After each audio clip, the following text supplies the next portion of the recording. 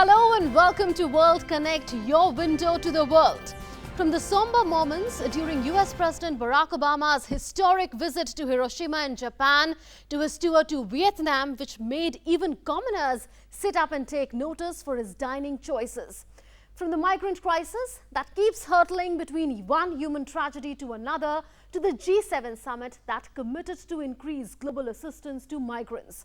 From the US presidential race where there's never a dull moment, to the acrobatics of a young contortionist who aspires to be in the Guinness World Records. There's so much that has already happened over the last 1 week, and if all that has fired up your imagination, I won't keep you waiting. Let's get started with the focus of the show. US President Barack Obama becomes the first sitting US president to visit Hiroshima, pays tributes at the Hiroshima Nuclear Memorial in Japan, 71 years after US struck it with an atomic bomb, calls for a world without nuclear weapons. His historic visit comes on the back of a strategically significant trip to America's one-time foe, Vietnam.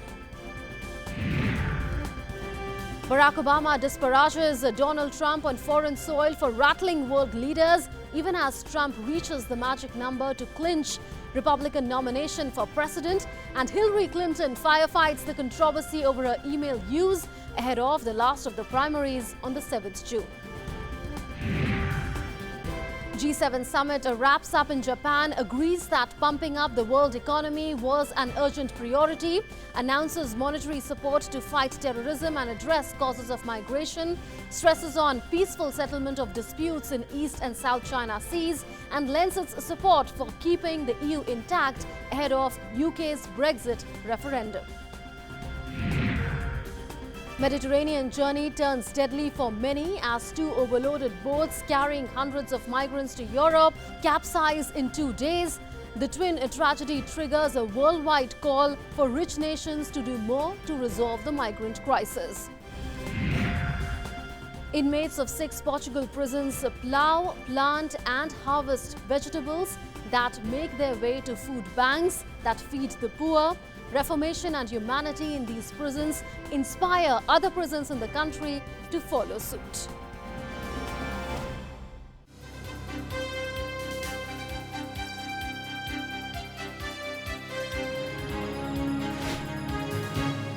US President Barack Obama paid tribute at the Hiroshima Nuclear Memorial during his Japan visit. The first visit of a sitting US president after the tragedy was remarkable, as Obama called for a world without nuclear weapons during his remarks at the Peace Memorial Park. In a soaring speech watched by survivors of the atomic blast, Obama said the bomb demonstrated that mankind possessed the means to destroy itself. We come to ponder a terrible force unleashed in a not-so-distant past. We come to mourn the dead. Mere words cannot give voice to such suffering. But we have a shared responsibility to look directly into the eye of history and ask what we must do differently to curb such suffering again. It was a rare sight. US President Barack Obama sitting on a plastic stool having a simple Vietnamese meal in a Hanoi restaurant with a celebrity chef. That particular sit-down image of Obama in Vietnam broke the internet. But beyond the imagery, his would be a trip to remember for its strategic, military and economic significance, given China's assertiveness over South China Sea and its exclusion from a global trade deal that promises to be a game changer. On his maiden visit to a wartime foe 4 decades ago, US President Barack Obama landed in Vietnam with a clear and specific agenda: to turn the page on bitterness inherited from the Cold War and focus on rebalancing US strategic priorities towards Asia. Mutual concerns of Washington and Hanoi at Beijing's increasing assertiveness in the South China Sea have drawn the two nations closer. Chinese claims over almost all the South China Sea and a series of reclamation and construction projects have been bothering neighbors. President Obama's message on the issue was clear and indeed won a loud applause from a 2,000-strong audience, including top Vietnamese leaders in Hanoi. Nations are sovereign, and no matter how large or small a nation may be, Its sovereignty should be respected, and its territory should not be violated. Big nations should not bully smaller ones. Disputes should be resolved peacefully. Obama's Vietnam visit is the third by a sitting US president since the end of the Vietnam War in 1975. Terming the visit as a chance to cement ties with Vietnam, the Obama administration, as a precursor to the trip, fully lifted an embargo on sales of lethal arms to Hanoi. Barack Obama also made a renewed commitment to the wide-ranging free trade agreement the US has offered to 11 Asian and Pacific nations. China is not part of the agreement. The agreement boasts of boosting trade and economic ties and growth in the participating nations. Moreover, I support TPP because of its important strategic benefits. Vietnam will be less dependent on any one trading partner and enjoy broader ties with more partners, including the United States. Enthusiasm was at its peak among common Vietnamese people for US President's trip. As Obama stopped by the famous Bun Cha Hong Lin with chef and TV host Anthony Bourdain at Hanoi, crowds gathered to take pictures and get a glimpse of their high-profile guest. Obama shook hands with onlookers as he departed the restaurant known for its bun cha, a local dish. The US President also visited a century-old Jade Emperor Pagoda in Ho Chi Minh City. The city was called Saigon until North Vietnamese tanks rolled into the city in April 1975 to bring US-backed South Vietnam under communist rule. At a town hall meeting with Vietnamese youth, Obama answered questions ranging from environmental issues to politics. Hundreds of young people cheered as Obama took to the stage in his last speech in Vietnam. With trade dominating the trip, both the nations described the visit as the arrival of a warm spring and a new chapter in relations. The G7 nations pledged to seek strong global growth on Friday. The leaders wrapped up a summit in central Japan, vowing to use all policy tools to boost demand and ease supply constraints. Japanese Prime Minister Shinzo Abe said the G7 shares a strong sense of crisis about the global outlook, even as the leaders in a declaration said global growth is the urgent priority. The leaders planted trees at a shrine in Japan at the start of their annual two-day summit on Thursday, and the summit addressed a range of issues from global economy, security, terrorism to the migrant crisis. Referring to Britain's referendum next month on whether to leave the European Union, the G7 said an exit would be a serious risk to global growth. Concern over the East and South China Seas were also raised during the summit.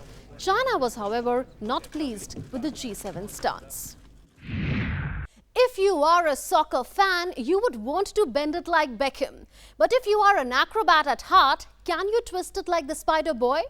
This 12-year-old from Gaza can make jaws drop with his acrobatics. All he wants now is a place in the Guinness World Records.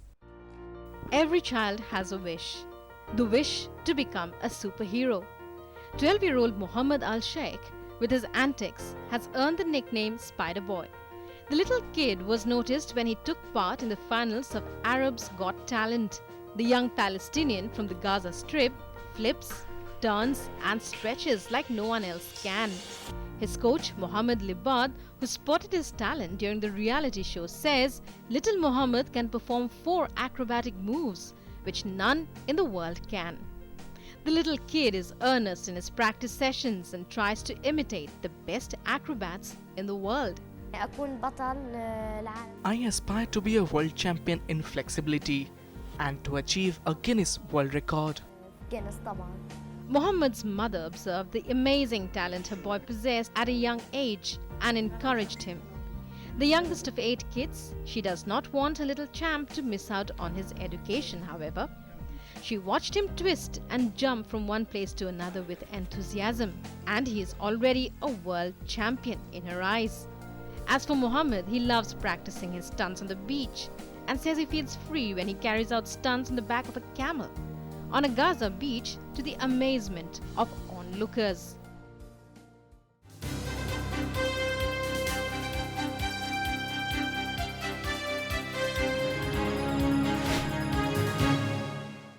It does not happen often that a US president standing before reporters on foreign soil declares that one of his potential successors had rattled other heads of state.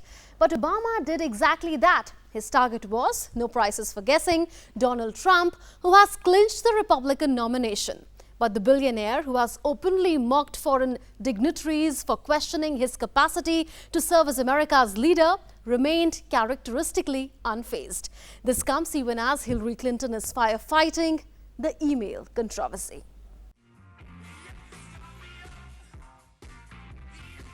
Donald Trump clinched the Republican nomination on Thursday after 24 unpledged delegates declared that they would back him at the party convention in July, taking him over the magic number of 1,237 needed to win the Republican nomination. That takes away the possibility of a contested convention in Cleveland that some Trump critics were hoping for. I am officially running for President of the United States, and we are going to make our country great again. Trump's singular emergence from a crowded field of 16 candidates at one time is in sharp contrast to Hillary Clinton's troubles in a smaller Democratic field. She not only has to contend with rival Bernie Sanders, who has refused to bow out of the race for the Democratic nomination despite being far behind Clinton in the presidential race, but also indictment by US State Department's Inspector General for her exclusive use of a private email server while she was Secretary of State. It was still a mistake, and as I've said many times, if I could go back, I would do it differently. Trump, on his part, has made another U-turn. After having agreed to debate Democrat presidential hopeful Bernie Sanders ahead of the June 7 primaries in 5 states including California, Trump backed out, leading Sanders to ask, "Mr. Trump, what are you afraid of?" Goes around, he's a bully, he's a big tough guy. Well, Mr. Trump, what are you afraid of? While that one is certainly making heads turn, Trump's controversial remarks kept the criticism flowing from US President Barack Obama. In Japan to attend the G7 summit, Obama said Trump has left world leaders rattled. They are not sure how seriously to take some of his pronouncements, but they're rattled by him, and for good reason. One recent statement of Trump vowing to cancel Paris Agreement and stop all payments to UN Climate Change Fund does have the potential to rattle world leaders. Trump's belligerence, Sanders' resoluteness and Hillary's email controversy has meant that there is never a dull moment in the race to the White House.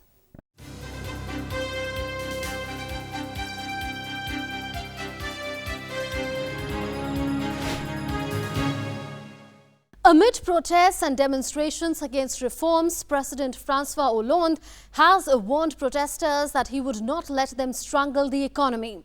Labour unions have been protesting the proposed law termed as a reform measure by the Hollande administration.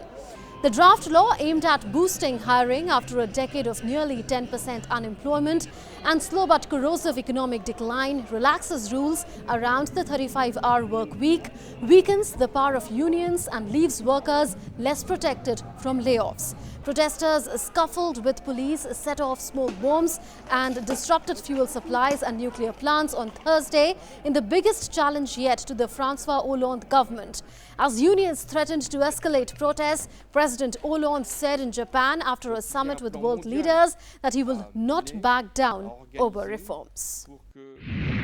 2 shipwrecks in 2 days in the Mediterranean Sea and the resulting loss of lives has brought the spotlight back on the migrant crisis.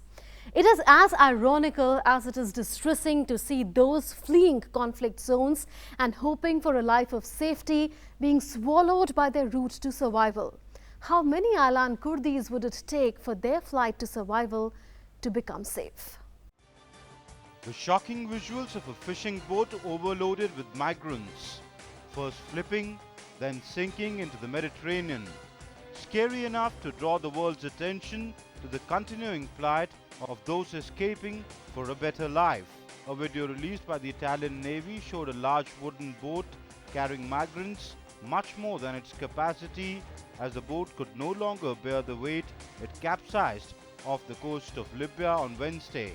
as migrants struggled to survive, swimming away from the capsized boat. Italian sailors threw life jackets and inflatable dinghies into the water.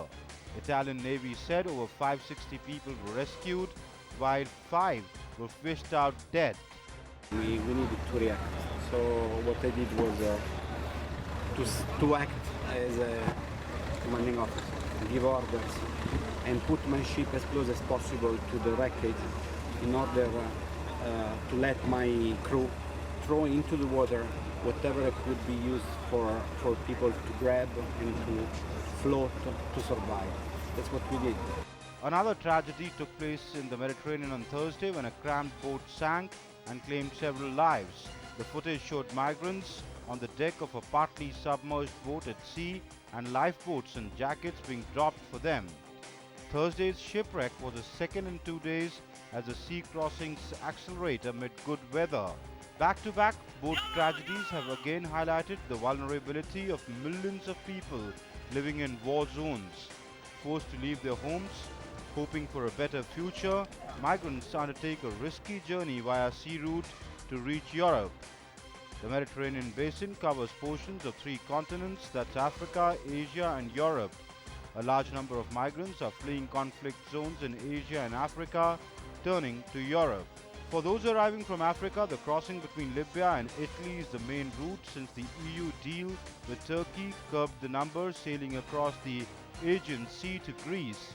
According to migrant monitors, in the past 2 years, more than 320,000 boat migrants have arrived on Italian shores and an estimated 7,000 died in the Mediterranean as they sought to reach Europe. In September 2015, images of a Syrian toddler, Aylan Kurdi, shook the conscience of the world, who, along with his brother, drowned off the coast of Turkey in a bid to reach Europe. The shocking incident triggered a worldwide call for rich nations to do more to resolve the crisis. But as world powers continue to grapple with the crisis and the situation in conflict zones is not changing much, Europe's worst migrant crisis since World War II is far from over.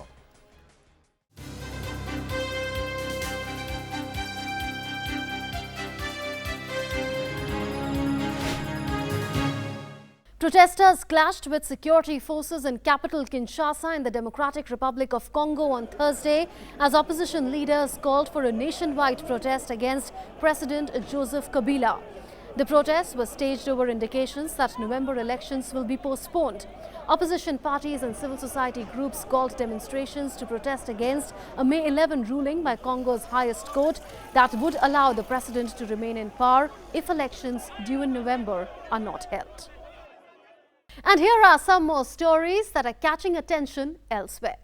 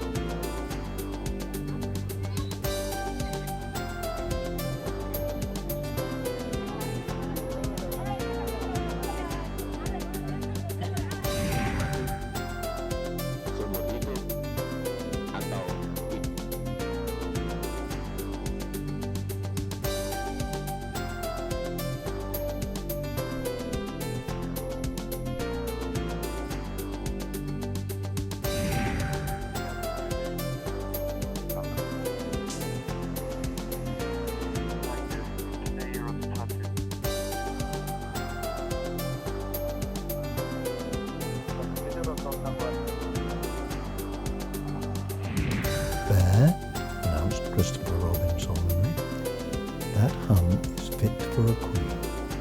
That hum shall be the queen's present. Thou shall write it out, and you and I and Eeyore will deliver it to Buckingham Palace, and Piglet.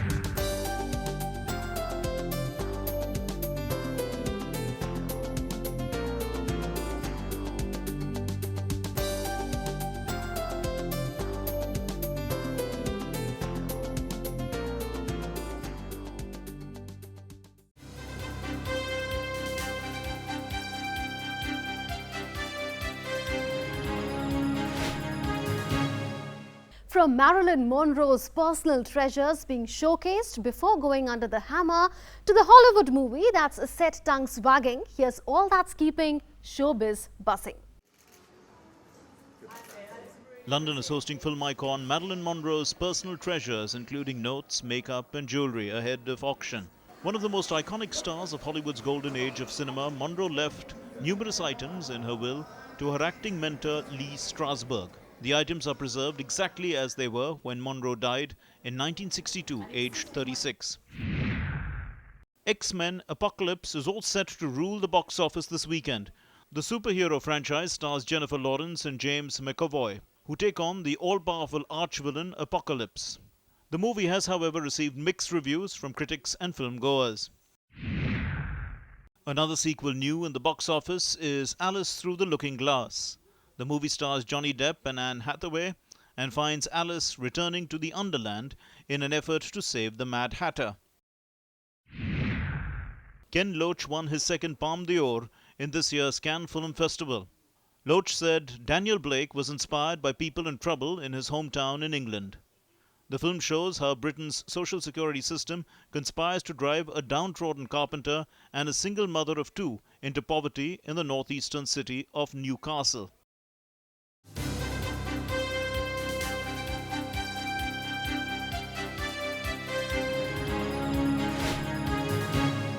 A work of art is captivating, but what if it creates an illusion that makes reality disappear? French street artist JR hid the world-famous Louvre pyramid in plain sight. While he masters the art of disguise, a team of Filipino artists are painting watercolors using dirty water pigments, all for a good cause. For famous street artist and photographer JR, it was an unforgettable day. A Parisian, imagine his excitement when he received permission to make the famous glass pyramid in front of a Louvre museum in Paris disappear. A huge image of the facade of the Louvre was used to cover the pyramid. People are constantly passing through this place, both Parisians and people from around the world. So photos are already taken of it and all the time, and I wanted to play with the architecture, to play with the landmark, to interact with people, because the constant link in my work is that interaction with people. JR's works are known for their precision and close-up details, which make them a big hit. In the case of the 70-foot-high glass monument in the French capital, he used anamorphic distortion to make the pyramid seemingly disappear. Huge photographs of the museum were carefully placed over the many glass segments to camouflage it. While the French artist played with images to bring out a new way of seeing things, artists from the Philippines took the brush to raise awareness on pollution. The artists used water pigments from different Manila rivers to create watercolor paintings. Using a totally different medium for the illustrations was a difficult task for them. At first, nahirapan kami dahil first time ko siyang... At first it was difficult because it was the first time I experienced using dirty pigments, and second was the smell. Although the pigments have already been decontaminated, the smell of the sludge was still present. So that was a big challenge for us artists. Sludge, nandun pa rin. So ayun yung naging challenge sa aming artists. The sketches narrated the tales of those living close to the polluted water bodies. Visuals of children and families living around depicted the need to keep the rivers alive. Art is not just pretty or admirable. It does make people speak. It makes them think, and most importantly, it makes them act. Art interacts. Art creates awareness.